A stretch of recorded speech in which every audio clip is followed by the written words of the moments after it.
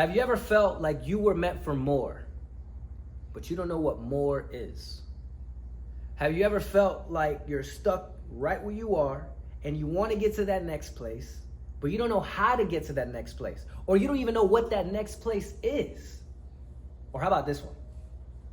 Have you ever felt like you wanted to reset your whole life and you wanted to press that restart button, but you don't know how?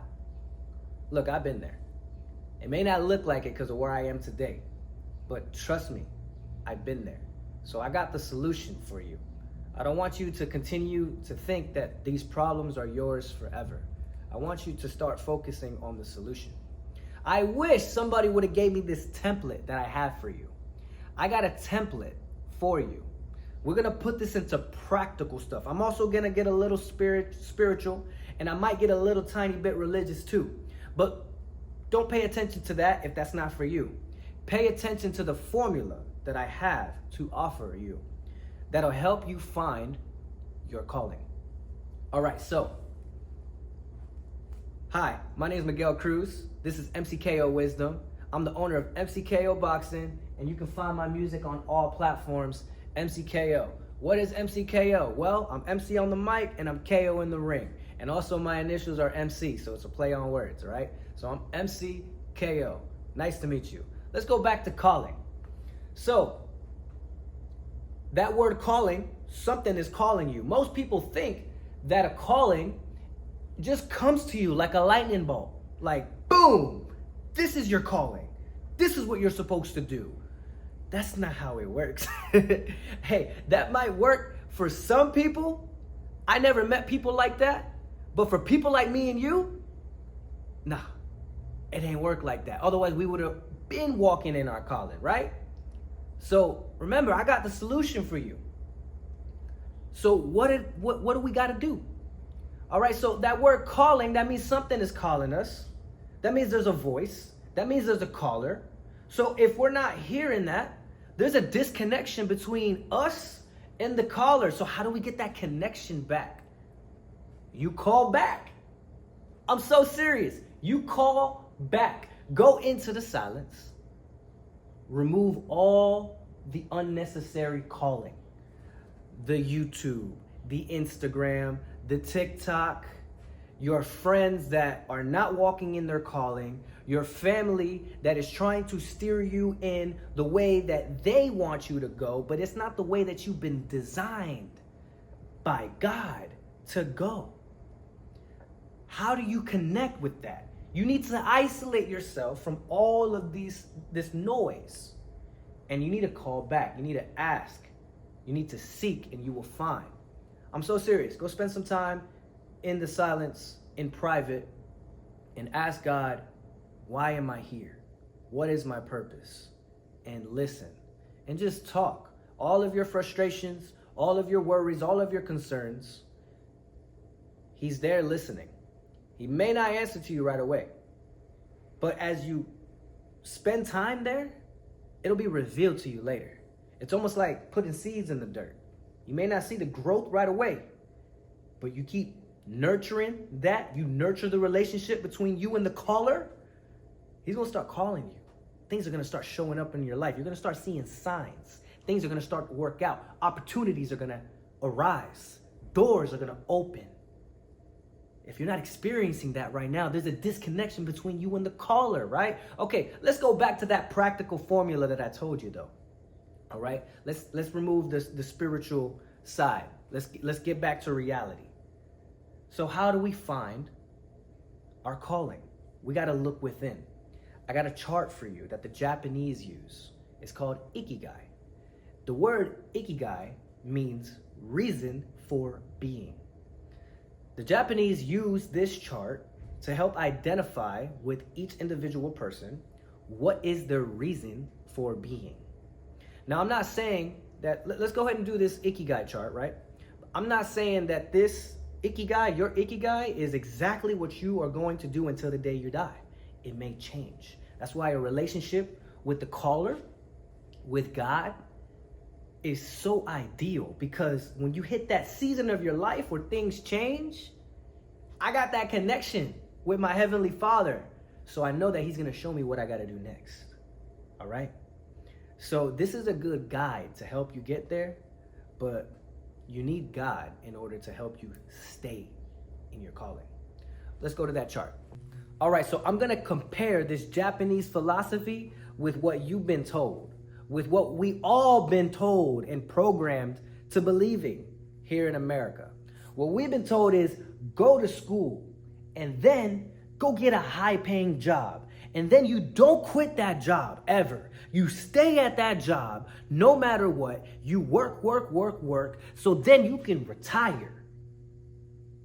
But let me tell you what the Japanese philosophy Ikigai tells you. You find what you love. You do what you're good at. You contribute to the world, and you do that daily. That doesn't stop. There's no retiring.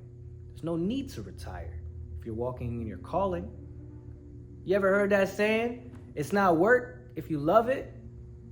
Or if you do what you love, you'll never work a day in your life, right? So let me help you find that. We're standing in front of this whiteboard because I'm going to draw you a chart. All right, so Ikigai says, what you love. Remember I said what you love. Then it's what you are good at. And then what you can be paid for. So we got what you love, what you're good at, what you can be paid for, and then what the world needs. This right here is you. This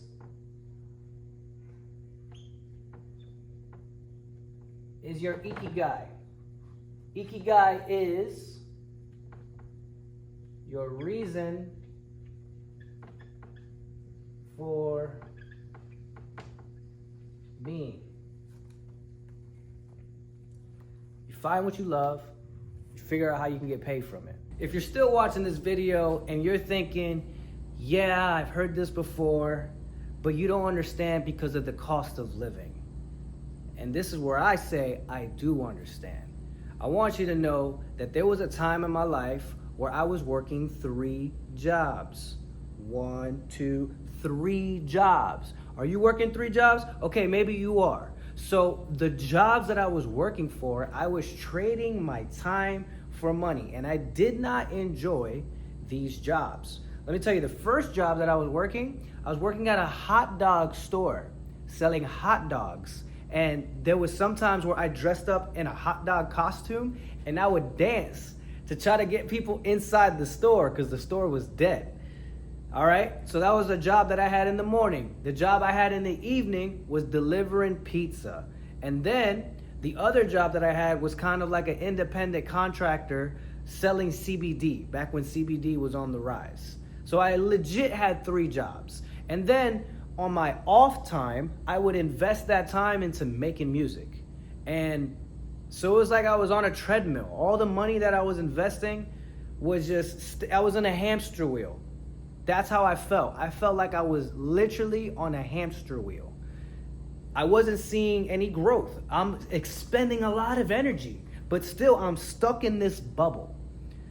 If that's how you feel right now, I'm telling you there's a way out, okay? I'm on the other side. I'm on the outside looking in, and I'm looking at you, and I'm extending my hand, and I'm just trying to say you need to first have faith and believe that you can make it out, because that's number one. If you don't believe that you will walk in your calling, then guess what? You already messed up. You have doubt. You need faith to replace that doubt. Okay, and let me tell you, you can believe in something, like you can believe what I'm saying is true, but there's still doubt in that belief. For example, you have to believe in Santa, right? But to have belief in something means to have doubt in something as well. So what's the difference? You have to know that something. And this is why I bring the God particle into this equation. You can't just believe in God, you have to know God. There's a big difference between believing in God and knowing God. For example, do you believe in your parents or do you know your parents? Big difference.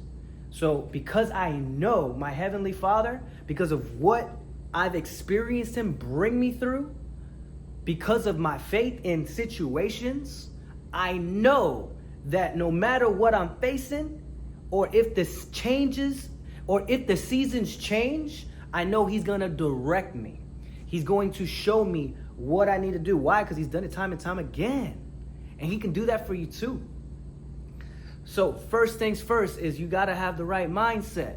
Okay, so here's the part where I get raw and transparent and I tell you exactly what I did to start walking in my calling. I kid you not, I was tired of the position I was in. I hit my knees and I asked God, Lord, I just want to be planted and I want to be rooted so that I could produce fruit for you. I hit my knees because I was tired of the dead end jobs. I was tired of trading my time for money. I was tired of just working for a wage. At this time, I had no business skills. I'm still searching for a job. So I go on Indeed, and I kid you not, I was on the way to my regular job, but I was applying for other jobs. So I had the faith. I asked God, and I said, this is what I'm looking for. This is what I want. And this is why I say you need to have a relationship with God so that He can open up the doors that you can't. Pay attention. This is what happened in my life. When you're on Indeed, you're also applying for multiple jobs, right? So I had another job opportunity lined up as I'm on the way to this job. So the best job opportunity I've ever been offered, I get this interview. I do the interview. The guy decides to hire me. He says, you would be great for this position. You could start on Monday. Come to orientation. I said, okay, thank you. The job paid $800 a week guaranteed. This was a really good opportunity for me. And I only had to work 4 days a week. I had guaranteed Fridays, Saturdays, and Sundays off. It was for a junk removal company. But then I also went to another job. And this job was a little bit different. On Indeed, it said that they were hiring a boxing trainer. And when I go show up, they mentioned that it's actually not a job, but I have to pay them. I have to pay them to work. And I'm like, what? They're like, yeah, you can use our boxing ring. You can use our MMA cage. You can use our bag setup. You pay us rent and you run your own business. And I'm like, but do you guys give me clients or how does that work? And they're just like, yeah, we might give you some, but it's your responsibility. You're paying rent. And then I was scared. I've never done that before. But he told me, he's like, look, man, if you hustle, you can be successful. And he also said, look, all you need is 5 clients to pay you this per month and you're making this per month. And I'm like, oh. He's like, yeah, so if you do 10 clients paying you this per month, then you're making this per month. And I was like, man, that actually looks nice. That number actually looked nicer than any other number that I've ever seen working for a job. And then I decided to do the math on my own. What if I had 20 clients paying me this per month? And I was blown away. So then I had a decision to make. Do I show up to orientation on Monday and work for that security? $800 guaranteed every single week. My rent at the time was $1,500. So I'm like, man, I got my rent covered every single time. And on top of that, my wife's working too. Which, by the way, at this point in my life, my wife doesn't work. She takes care of my family. She takes care of my son. All glory to God that I'm able to be in this position. If you're a man, I want you to be in this position too, because this is what I believe that God made the house should be. I believe that men are supposed to be the providers and women are supposed to be the homemakers. All right, we're supposed to lead the women are supposed to lead the children. Nowadays, the children lead the woman and then the woman leads the man. We got everything backwards. That's not how God intended it to be. Okay, back on topic though. Do I make the decision and do I take that really good job opportunity? Or do I go chase a dream? Or do I do both? Do I hold on to both opportunities? Do I take the security blanket and do I chase the dream at the same time? Guess what I decided to do? I decided to go this way, 100%. I said, if I'm gonna do this thing, I need 100% of my focus in order to do it. And so I did it. The first month, I did not profit. I actually lost money. I did not make that $800 in that month. But I gained momentum. I gained a bit of clients and I seen what I needed to do. That forced me to hustle harder. That's why I made that decision not to fall back on a job. Because if I wasn't gonna make this work, if I didn't see fruit growing in this area, I would just quit and I would stay comfortable over here, collecting that check, guaranteed $800, helping another company grow rich, while I could have been helping my company grow rich. But instead, I chose to go all in. And that is what's required. It's required for you to take a risk. Life is risky. I heard somebody say that everything is risky. Doesn't matter what you do. You can go outside. You can get hit by a bus. It's risky. Life is so risky that you can guarantee that you won't make it out alive. So go ahead and take the risk. All right, if you want to go start that business, go ahead and start that business. You can go hold on to your job and start that business at the same time. But if you want to be successful, you got to be all in. Because as soon as you start having moments where you're not feeling like you're growing, you're going to go run back to that job and you're going to stay in that cycle. So you need leverage. What is leverage? Leverage is, okay, let's say we want to walk to a or let's say we want to get to a destination, right? But I'm just my own person. If I walk to this destination, it might take me 20 minutes. But if I have a bike, it might take me 5 minutes. If I have a car, it'll take me 1 minute. That's leverage. The vehicle, the asset that takes you from one place to another. So a job is a wage. But when you have a business, you set the wage. It determines how hard you work. It determines how much you studied. It determines how much you put into it. That's the thing about business. What you get in, you will get out. So that's the decision. That's what I had to do in my life personally. All right. I had the opportunity there for me. And what was that? Why would God give me the best opportunity, the best job offer at the same time with a dream job? Why? It's a test. It's a test. What are you going to do? How much faith you got? Are you going to go down the comfortable road? Or are you going to go down the road that most people don't want to follow? You got to do hard and risky things, and you need to believe in the one that is showing you the opportunities. That is how you find your calling. You find your calling by getting to know the caller. You get to know the caller by spending time with the caller, by ignoring all the other calls, all the other noise, and you find that still small voice by shutting the door to the internet, shutting the door to all your vices, shutting the door to all the people that don't know you. Nobody knows you better than the one that gave you life. He knows you better than you know yourself. This is not about self-improvement.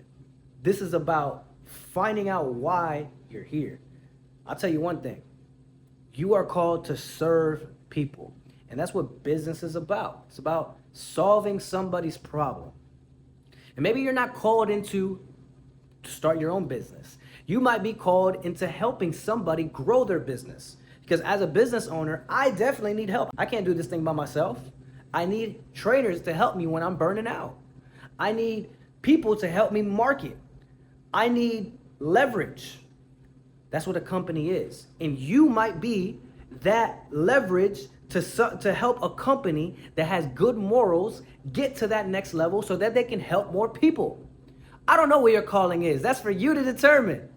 Actually, it's not for you to determine. is for you to find out. God determines your calling, but it's for you to find out. I'll tell you something else. If you feel that there's something more for you, there is.